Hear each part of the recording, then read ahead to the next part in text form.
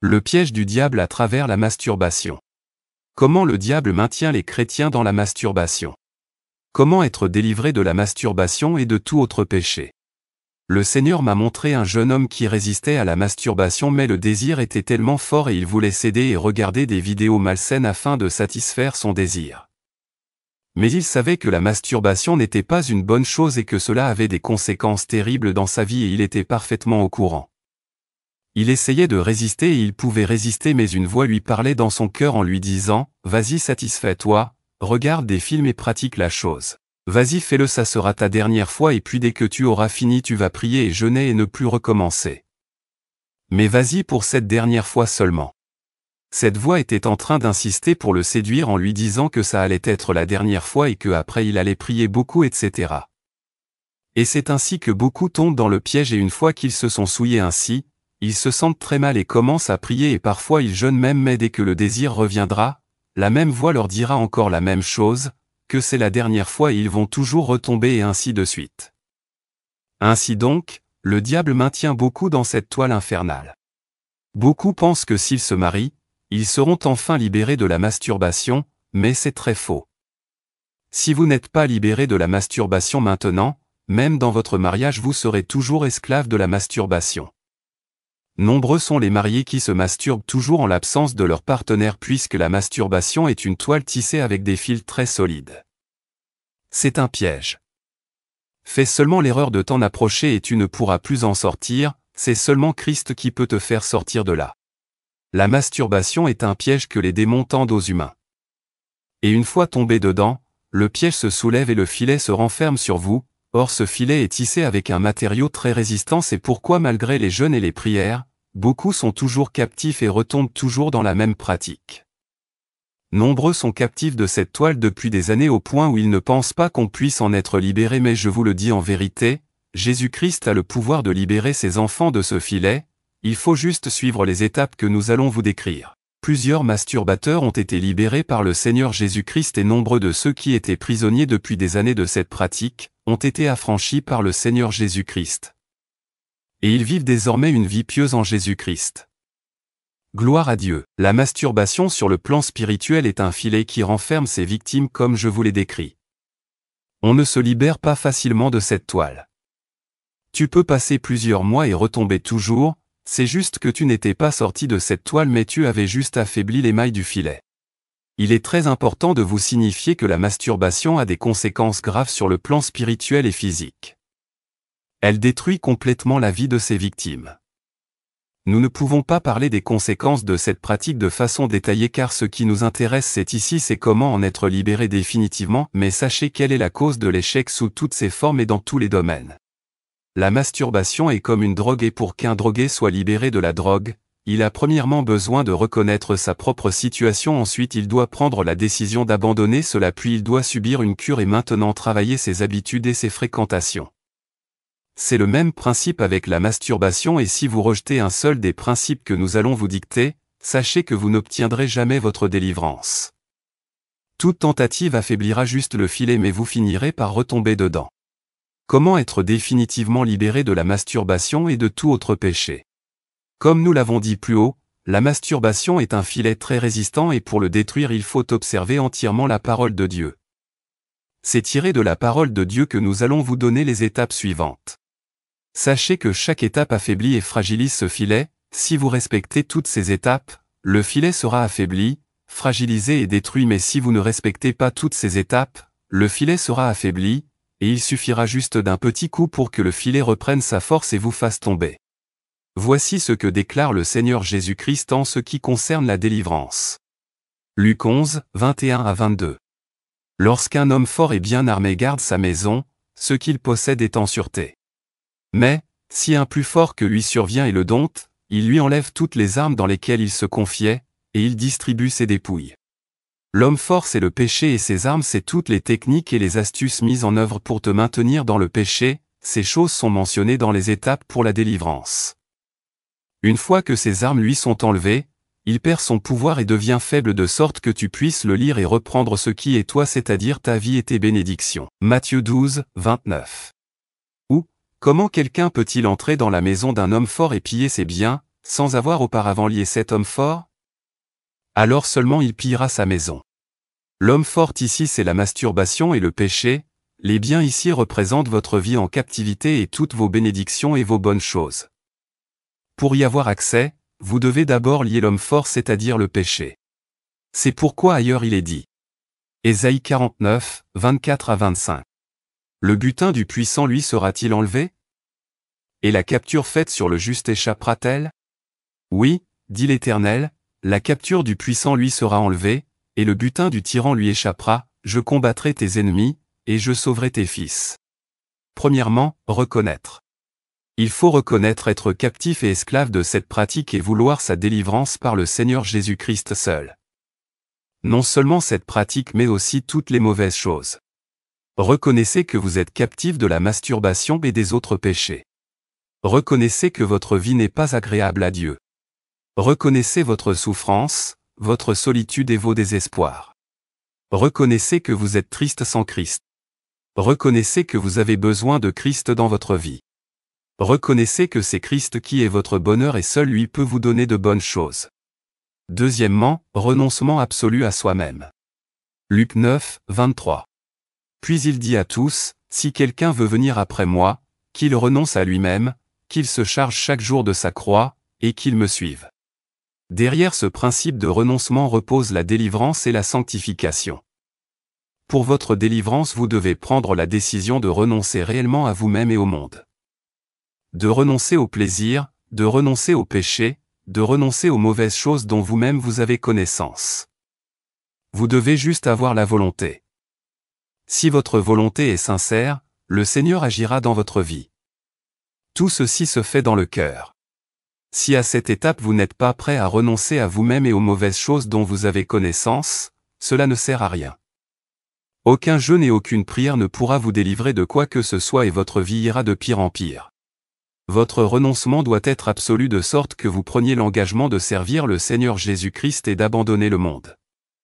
Si vous basculez des deux côtés vous ne ferez que vous séduire vous-même, c'est pourquoi, choisissez de servir le Seigneur Jésus-Christ et renoncez à vous-même. C'est juste une décision à prendre dans son cœur, c'est pourquoi il est important de reconnaître comme le veut la première étape. Troisièmement, repentance et confession. Vous devez donc vous mettre à genoux devant Dieu et demander pardon à Dieu au nom du Seigneur Jésus-Christ pour chaque péché commis en le regrettant sincèrement tout en prenant l'engagement de ne plus recommencer. Si au fond de vous, vous savez ou voulez recommencer la même chose, alors votre repentance est vaine et vous retomberez toujours et deviendrez pire. C'est pourquoi l'observation des deux premières étapes est très importante. La confession est très importante et vous devez dire ce que vous avez fait de mal sans rien cacher. Certaines confessions doivent être faites auprès d'un homme de Dieu ou de vos pasteurs. Ne courez pas vers nous ou vers tout autre serviteur pour vous confesser alors que vos pasteurs sont là. Allez vers vos pasteurs pour exposer vos péchés.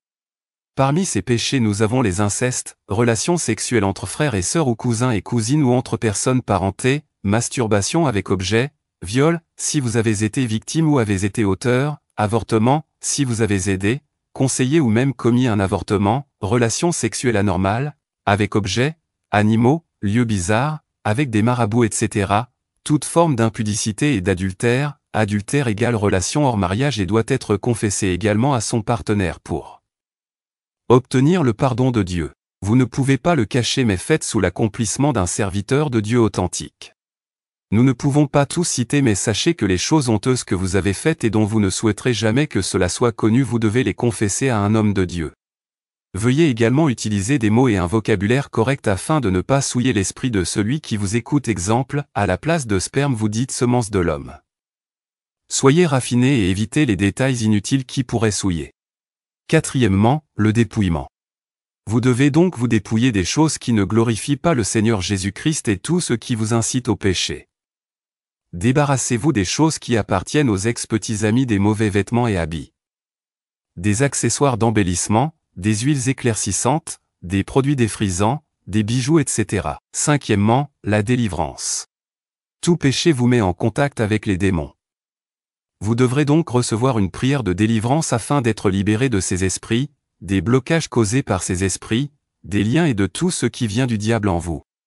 En fonction de votre situation, vous-même pourrez prier pour vous ou un serviteur de Dieu ayant la connaissance de la saine doctrine et une vie sainte et de consécration pourra prier pour vous. 21 jours de jeûne sont nécessaires pour votre purification et pour votre libération, car c'est durant ce moment que le filet va se fragiliser et se briser pour vous libérer, et c'est également durant ce moment que l'homme fort sera lié définitivement. Sixièmement, la séparation définitive d'avec le monde et toute forme de péché. Vous devez donc vous séparer des mauvaises personnes, des mauvaises choses, et de tout ce qui peut inciter au péché. Évitez la télévision, tout ce qui pourrait entraîner votre esprit à une machination. Ne nourrissez aucune pensée mauvaise mais rejetez-les. Restituez ce que vous avez volé ou qui ne vous appartient pas. Abandonnez toute forme de péché. Septièmement, les bonnes habitudes d'un enfant de Dieu. Vous devez avoir des habitudes correctes et les cultiver en vous tous les jours. Ne regardez pas le derrière ou la poitrine des femmes, ne regardez pas les choses qui peuvent créer en vous de l'excitation, ne regardez aucune de ces vidéos mais fuyez-les. Ne buvez pas de vin, et évitez de lire les histoires immorales sur les réseaux sociaux et évitez toute conversation pouvant créer en vous une quelconque excitation. Chacun connaît sa sensibilité. Si vous avez été sincère dans toutes les autres étapes, le Seigneur vous a déjà donné son Saint-Esprit et il parlera dans votre cœur et dans votre tête. Il vous dira stop. Vous devez l'écouter et obéir sans discuter. Ne dormez pas en short, en vêtements transparents etc. car ça attire les couches de nuit. Si vous êtes victime d'une couche de nuit, ne succombez pas à la tentation car c'est Satan qui veut vous faire retomber, mais levez-vous et demandez pardon à Dieu puis lisez le psaume 91 ou 119 jusqu'à ce que les mauvais désirs disparaissent de vous. Et invoquez toujours le sang de Jésus pour vous purifier de tout mauvais désir. Si vous n'êtes pas encore baptisé d'eau au nom du Seigneur Jésus-Christ, cherchez à être baptisé d'eau et du Saint-Esprit. Déjà, si vous êtes entièrement obéissant à cette voie, celle du Saint-Esprit, le Seigneur vous conduira. Notez également que peu importe ce que vous faites, le Seigneur ne vous abandonnera jamais. Relevez-vous toujours. Jetez les mèches, les perruques, les faux ongles et tout ce qui sert d'embellissement car ces choses appartiennent aux sirènes des eaux. Restez naturel et n'ayez pas peur des moqueries car elles ne changeront rien à votre vie. Notez qu'il y aura toujours des moqueries pour vous décourager dans l'œuvre de Dieu, mais avancez et ayez foi en Dieu. Lorsque Néhémie était allé reconstruire la muraille de Jérusalem, le diable furieux a utilisé des personnes pour se moquer de lui et de ceux qui travaillaient, afin qu'ils se découragent et arrêtent de construire. Mais ils ont été forts et se sont confiés en Dieu, de même tu dois être fort et te confier en Dieu. Néhémie 4, 1-2. Lorsque Sanballat apprit que nous rebâtissions la muraille, il fut en colère et très irrité. Il se moqua des Juifs, et dit devant ses frères et devant les soldats de Samarie, « À quoi travaillent ces Juifs impuissants? Les laissera-t-on faire? Sacrifieront-ils? Vont-ils achever? Redonneront-ils vie à des pierres ensevelies sous des monceaux de poussière et consumées par le feu? » Huitièmement, marcher en nouveauté de vie. 2 Corinthiens 5, 17. Si quelqu'un est en Christ, il est une nouvelle créature. Les choses anciennes sont passées, voici, toutes choses sont devenues nouvelles. Vous devez donc marcher comme une nouvelle créature pour plaire à Dieu et le Saint-Esprit vous conduira selon sa volonté dans une vie intime avec Jésus-Christ. Ne mentez plus, arrêtez de faire des blagues, arrêtez la distraction, les jeux vidéo. Sachez que les choses que vous voyez sont très importantes et sont un moyen de contact avec les démons. Soyez une nouvelle créature. Neuvièmement, une vie de prière. Vous devez prier si vous souhaitez avancer avec le Seigneur Jésus-Christ et échapper au piège du diable. Avoir une vie de prière n'est pas facile, c'est pourquoi assistez à tous les programmes de prière et de jeûne de l'Église et surtout aux nuits de prière. Priez vous-même même si c'est 10 minutes tous les matins et tous les soirs, le plus important c'est de le faire tous les jours sans jamais manquer un seul. Demandez toujours pardon à Dieu pour vos péchés avant de dormir tous les soirs. Priez toujours pour détruire les projets du diable dans votre vie. Lisez au moins 2 ou 3 chapitres de la Bible tous les jours. Vous pouvez prendre les psaumes 1, 2 et 3 et les lire tous les jours afin que votre esprit se nourrisse de la volonté de Dieu. Dixièmement, rendre témoignage de Jésus autour de vous. Vous ne devez pas cacher votre identité chrétienne mais vous devez la faire connaître à tous et parler également de Jésus-Christ à tous. Le témoignage que nous rendons à Dieu par Jésus-Christ fait de nous des vainqueurs. Il n'y a pas de victoire sans témoignage et chaque vrai chrétien a un témoignage. Il faut donc rendre témoignage de qui tu es devenu, de qui est Jésus-Christ, et de ce que Jésus-Christ a fait et fait dans ta vie. Alléluia. Apocalypse 12, 11. Ils l'ont vaincu à cause du sang de l'agneau et à cause de la parole de leur témoignage, et ils n'ont pas aimé leur vie jusqu'à craindre la mort. Conclusion. Le renoncement est la clé de la délivrance et du service en Jésus-Christ. Si vous ne renoncez pas à vous-même à 100%, vous ne pourrez servir le Seigneur Jésus-Christ. Si votre renoncement n'est pas absolu, votre foi est fausse et votre fondation est légère et vous tomberez toujours et toujours. Soyez bénis. Soyez bénis.